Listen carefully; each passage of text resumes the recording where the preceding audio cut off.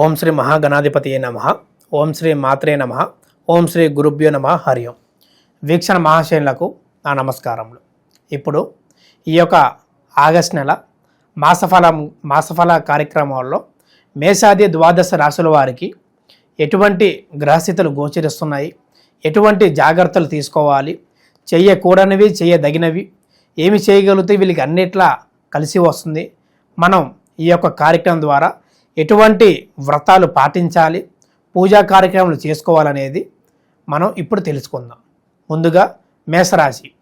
మేషరాశి అనగా అశ్విని 1, 2, 3, 4 పాదములు, భరణి 1, 2, 3, 4 పాదములు, కృత్తిక 1వ పాదం కలిస్తే మేషరాశి అవుతుంది. ఈ యొక్క మేషరాశికి అధిపతి కుజగ్రహము. మరి వీరి యొక్క తత్వం చూడగలిగితే అగ్నితత్వము మరియు చరరాశి అని కూడా చెప్పవచ్చు. ముందుగా వీరి యొక్క లక్షణాలు గుణగుణాలు చూడగలిగితే ఈ యొక్క రాశి వారికి ఎక్కువగా కోపం ఎక్కువ వస్తూ ఉండేది. చిన్న చిన్న వాటికి ఇతరుల మీద అరవటము, కోపపడ్డము, వాటిని తగ్గించుకుంటే కొంతమేరకి వీరికి లాభదాయకరంగా ఉండే అవకాశం ఉన్నది. మరియు వీరి యొక్క ధైర్య సాహసాలు చాలా అద్భుతంగా ఉంటాయని చెప్పవచ్చు. దేనికైనా సరే చేసే పనిలో కానీ వ్యాపారంలో కానీ ముందుంటూ అందరిని నడిపిస్తూ ఒక నాయకత్వ లక్షణాలలాగా వీరికి ముందుకు సాగుతూ ఉంటారు. అదేవిధముగా వీరికి తోడు నీడ కూడా చాలా తక్కువ. ప్రోత్సహించేవాళ్ళు, భుజం తట్టి ముందుకు నెట్టేవాళ్ళు చాలా అరుదుగా చెప్పుకోవచ్చు. వీరు ఏ పని చేసినా సరే దాంట్లో అడ్డంకులు, ఆటంకాలు, చేసే పని మీద ఒత్తిడి వల్ల వీరు చేసిన దానికి వెనక రావడం వంటిది ప్రయత్నాలు చేస్తుంటారు. ఆ విధంగా కాకుండా మీ లక్ష్యాన్ని ముందుకు సాగిస్తూ ముందుకు వెళ్ళటం చేయగలిగితే ఒక గొప్పదైన స్థితిలో వీరు ఉండగలుగుతారని చెప్పగలచ్చు. ఈ యొక్క రాశి వారికి ఈ నెల మొత్తం ఏ విధంగా గోచరిస్తుందో చూడగలిగితే గ్రహస్థితులు అన్ని విధాలుగా వీరికి అనుకూలంగానే ఉన్నాయి. దాన్ని ఎటువంటి ప్రభావం అనేది చూపించట్లేదు. కానీ ఆర్థిక పరిస్థితంగా కొంత జాగ్రత్త ఉండటం మంచిది. పెట్టే ఖర్చులో వచ్చిన డబ్బు కంటే అదనంగా పెట్టడం వంటిది చేయకుండా వచ్చిన దాంట్లోనే ₹1 వెనకేసుకొని ₹1 ఖర్చు పెట్టడం వంటిది చేసుకోవాలి. ఇంట్లో ఒకరి సంపాదన మీదే ఎక్కువగా నడుస్తూ ఉండేది. ఈ మేషరాశి అందరికీ తోడు అనేది చాలా అరుదుగా చాలా తక్కువ మందికి లభిస్తూ ఉండేది. భార్య సహాయం కానీ లేదా కొడుకు కూతురు జాబ్ చేసిన వాళ్ళ సహాయం కానీ ఆర్థిక పరంగా లభించినా సరే ఆ ఒక డబ్బుని స్వీకరించకుండా అడ్డు చెప్పే గుణం వీరికి అనేది చాలా వరకు ఎక్కువ. మరియు వీరికి వ్యాపార విషయం చూడగలిగితే ఈ నెల అంతా కొంత మిశ్రమ ఫలితాలు కలిగే సూచనలు కనబడుతున్నాయి. రియల్ ఎస్టేట్ రంగాల వారికి లేదా నూతన వ్యాపారాలు ఎవరైతే మొదలు పెడదాం అనుకున్న వారికి కొంత విశ్రామ తీసుకున్న తర్వాత 3-4 వారంలో వీరికి కలిసి వస్తుందని చెప్పుకోవచ్చు. మొదటి 1-2 వారాల్లో అనుకూలత లేకుండా వాతావరణ మార్పు వల్ల కూడా వీరికి కొంత నష్టం చేకూర్చే అవకాశం ఉన్నది.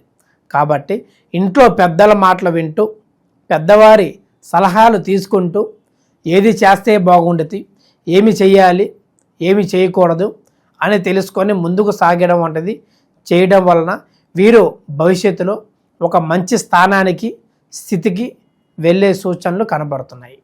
అదేవిధముగా చిన్న చిన్న మనస్పర్ధలు, భార్యాభర్తల మధ్య అనుకోని తగాదాల వల్ల చిన్నదాంతో పోయి పెద్దగా వెళ్ళే సూచనలు కూడా ఉన్నవి. వాటిని జాగ్రత్త చేసుకొని కొత్తగా ఇప్పుడు ఈ యొక్క శ్రావణ మాసంలో వివాహం కావలసిన వారు కానీ వివాహం చేసుకుందాం అనుకున్న వారు కానీ ఆ ఒక వివాహానికి ముందే కలవడం వంటిది చేయకూడదు. మాట్లాడడం కూడా చేయకుండా మంచిది. ఎందుకంటే ఆ ఒక మాటల చేష్టల వల్లే వీళ్ళకి పెళ్ళి కాకముందే మనస్పర్ధలు వచ్చి కొంత నిరాశ కలిగించే పెద్దల మధ్యలో కూడా కనబడుతుంది. కాబట్టి జాగ్రత్తగా ఉంటే అన్ని విధాలుగా వీళ్ళ దాంపత్య జీవితం చాలా అద్భుతంగా ఉంటుందని చెప్పదగిన సూచన. మరియు ఎవరైతే ఎప్పటి నుంచో వారి తల్లిగారి బంగారం కానీ మరియు వారి యొక్క భార్య బంగారం కానీ ఏదో అనుకోని సమయం ద్వారా ఖర్చుల పరంగా తాకట్టు పెట్టి ఉన్నారో ఆకస్మిక ధనప్రాప్తి పరంగా లేదా ఆత్మీయుల సహాయం, అన్నదమ్ముల ఆదుకోవడం కారణంగా వీరు ఆ ఒక గోల్ నుంచి బయటికి తీసే విషయం కూడా కనబడుతుంది. కాబట్టి వీరికి అన్నింట ఈ యొక్క శ్రావణ మాసం అద్భుత యోగాలతో ఐశ్వర్యంతో ప్రాప్తిస్తుందని చెప్పదగినది. వీరికి ఎటువంటి స్తోత్రం పారేయడం వల్ల, ఎటువంటి పరిహారం వల్ల వీరు అన్ని విధాలుగా అనుకూలత ఉంటుంది అని చెప్పగలిగితే, వీరు ఒక 5 శనివారములు మరియు మంగళవారములు, 5 శనివారములు లేదా 5 మంగళవారములు హనుమంతుడి దేవాలయంకి వెళ్ళి దీపం వెలిగించి ఆయనకు 5 ప్రదక్షిణలు చేసి అర్చన చేసుకోవడం ద్వారా వీరికి అన్నింట శుభ ఫలితాలు, ఆరోగ్యపరంగా కానీ, ఆర్థిక విషయంలో కానీ, అన్నతమ్ముల మధ్యలో గొడవలు కానీ, ఎటువంటి మనస్పర్ధలు ఉన్న స్నేహితుల మధ్య లేదా భార్యాభర్తల మధ్య అన్నీ తొలగిపోయి సంతోషంగా జీవిస్తారని కోరుకుంటూ, ఈ యొక్క నెల శ్రావణ మాసం ప్రాధాన్యత చూడగలిగితే, శ్రావణం అనగా ఈ యొక్క నక్షత్రం శ్రీ మహావిష్ణువు జన్మించిన నక్షత్రము. మరియు ఈ యొక్క శ్రావణ మాసంలో అనేకమైన ముహూర్తాలు, గృహ ప్రవేశాలు, గృహ ఆరంభాలు, వివాహాలకి అన్నిటికీ మంచి యోగితమైన మాసం అనేది చెప్పుకోవచ్చు. ఈ యొక్క నెలలో స్త్రీలకు చాలా వరకు ప్రాధాన్యత ఇచ్చే వ్రతం వరలక్ష్మి వ్రతం. మనకి శాస్త్రాలు చెప్పిన విధంగా చూడగలిగితే, పౌర్ణమి ముందు రోజున ఈ యొక్క శ్రావణ మాసం పౌర్ణమి ముందు శుక్రవారమున వరలక్ష్మి వ్రతం ప్రారంభించడానికి శుభ సమయం అని చెప్పుకోవచ్చు. ఎందుకంటే ఈ యొక్క నెలలో మనకి 5 శుక్రవారములు ఉన్నవి. కానీ మనకి ఈ యొక్క జూలై 25 నుంచి శ్రావణ మాసం మొదలవుతుంది. మరి ఆగస్టు 23 వరకు ఈ యొక్క శ్రావణ మాసం నెల మొత్తం ఉన్నది. కాబట్టి వీటిలో వచ్చే శ్రావణ శుక్రవారములు 5. కానీ మనకి శాస్త్రాలు ఉన్నంత ప్రకారం పౌర్ణమి ముందు శుక్రవారమే వరలక్ష్మి వ్రతం చెయ్యాలి, అక్కడి నుంచే ప్రారంభించాలి అనేది ఉంది. కాబట్టి అప్పుడు చేస్తేనే చాలా వరకు యోగ్యత అనేది ఎక్కువ లభిస్తుంది.